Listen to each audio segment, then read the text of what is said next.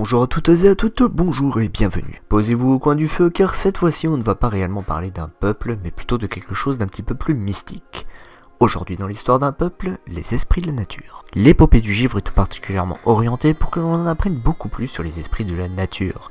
Mais avant que Rananette nous engouffre dans de mystiques aventures, je vous propose un petit résumé de ce que l'on sait d'eux.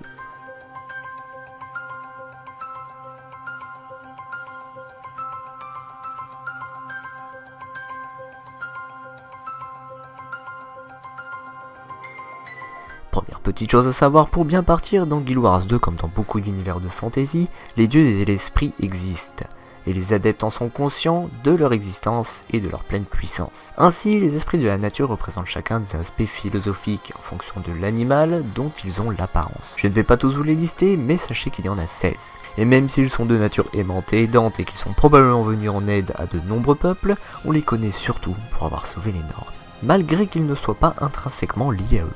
Les esprits foulent le sol et les brûlent depuis bien plus longtemps que de nombreuses autres races, et ils font partie des divinités les plus actives en Terry. Leur dernière apparition remarquable fut en 1165 après l'Exode, lors du dernier réveil de Jormag.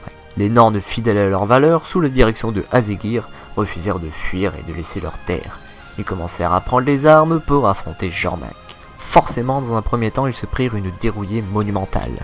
Mais les esprits de la nature, n'ignorant pas la force de Jormag, ont décidé de s'impliquer et de leur venir en aide. Enfin, pas tous.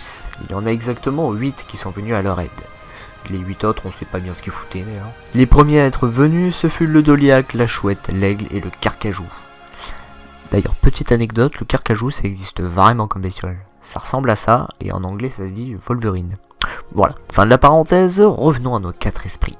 C'étaient de loin les plus intrépides, ils décidèrent tout d'abord d'épauler les Norns et d'affronter directement, en face à face, Jormag. Le combat fut catastrophique et la Chouette fut rapidement balayée et tuée. On apprendra que bien plus tard, le funeste destin des 3 autres. Suite à ces affrontements chaotiques, Azegir fit le choix de fuir vers le sud. Dans cette décision, il fut soutenu par 4 autres esprits, l'ours, le corbeau, le léopard et le loup. On dirait le début d'une fable.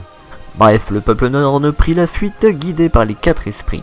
Ils les amènèrent au sud des cimes froides, à un endroit tranquille, où ils auront l'opportunité de reconstruire une cité.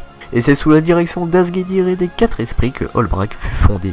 Même si l'on peut trouver des Havrunes pour tous les esprits, cette histoire relativement récente à l'échelle de la Terry explique en grande partie pourquoi ce sont les 4 esprits aujourd'hui les plus vénérés par les Norns.